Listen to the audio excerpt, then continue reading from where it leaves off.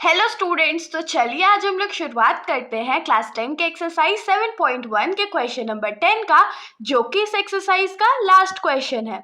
तो हमारा क्वेश्चन है, find a relation between x and y such that the point x, y is equidistant from the point 3, 6 and -3, 4।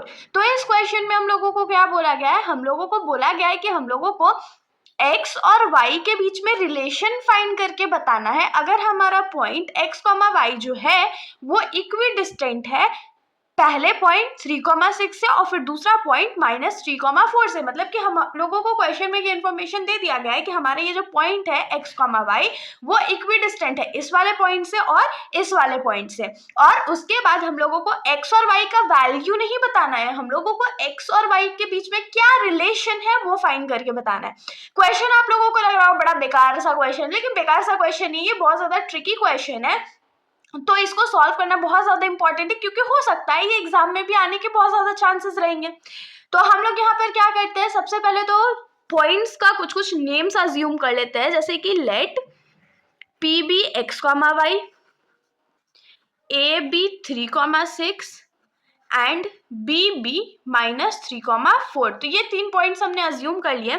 अब according to question अगर हम लोग figure बनाए तो हमारे पास एक पॉइंट है A 3, 6 और दूसरा पॉइंट है B -3, 4 और वहीं पर एक पॉइंट है P जिसके कोऑर्डिनेट्स x, y है और P पॉइंट जो है वो इक्विडिस्टेंट है पॉइंट A से भी और पॉइंट B से भी, मतलब कि AP का या PA का जो डिस्टेंस होगा वो PB के डिस्टेंस के बराबर होगा। तो यहाँ पर हम लोग क्या लिखेंगे कि अकॉर्डिंग टू क्वेश्चन PA का जो डिस्टेंस है, PA या AP आप लोग लिख सकते हो, वो PB के डिस्टेंस के बराबर होगा। अब अगर हम लोगों को डिस्टेंस के बारे में ही बात करनी है तो डिस्टेंस फार्मूला यूज करना पड़ेगा। तो डिस्टेंस फार्मूला क्या होता है?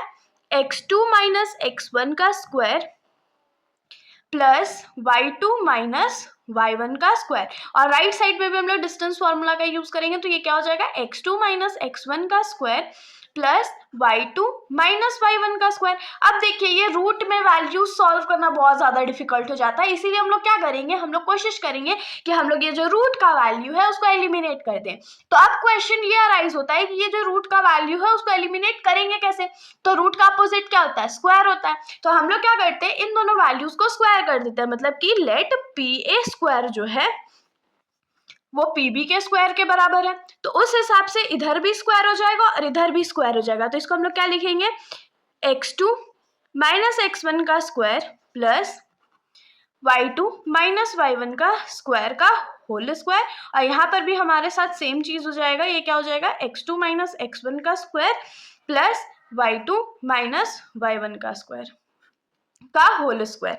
तो ये रूट और ये स्क्वायर कट गया, ये रूट और ये स्क्वायर कट गया, तो हमारे पास बहुत सिंपल से वैल्यूज बचेंगे, जो कि हो जाएगा x2 - x1 का स्क्वायर प्लस y2 - y1 का स्क्वायर।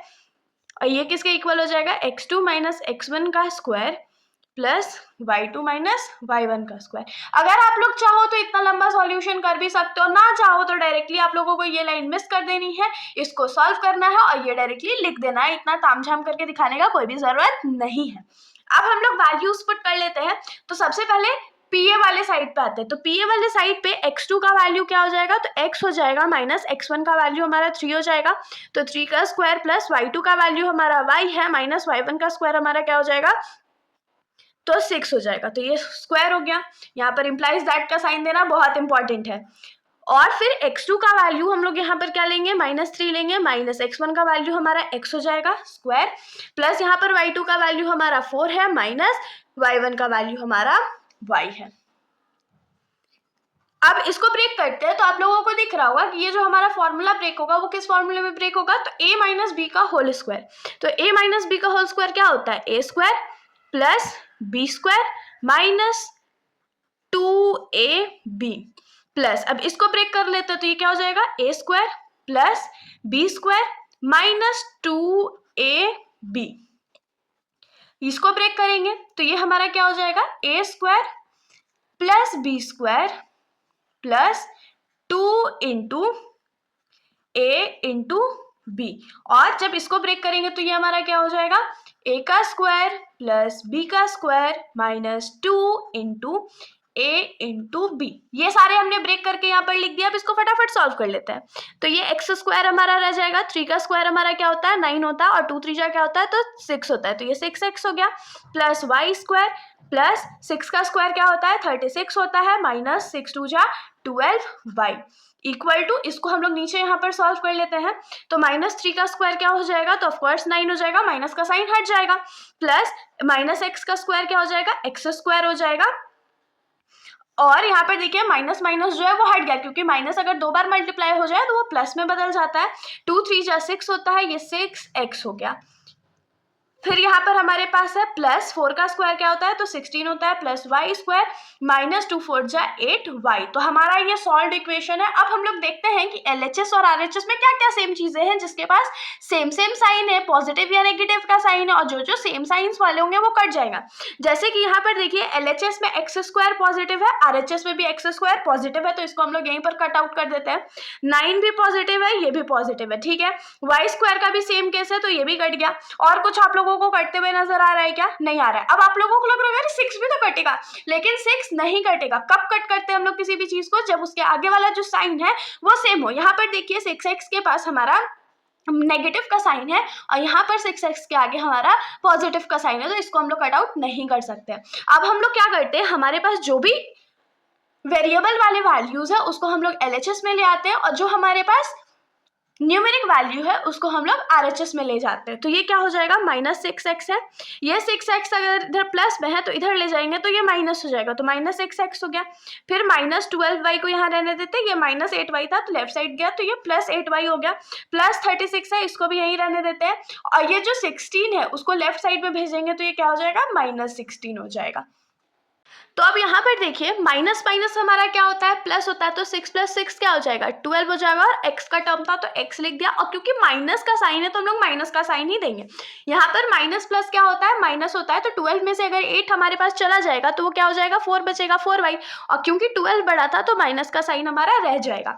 उसके बाद यहाँ पर प्लस 16 और प्लस 36 और माइनस 16 है, तो प्लस माइनस का साइन हो गया।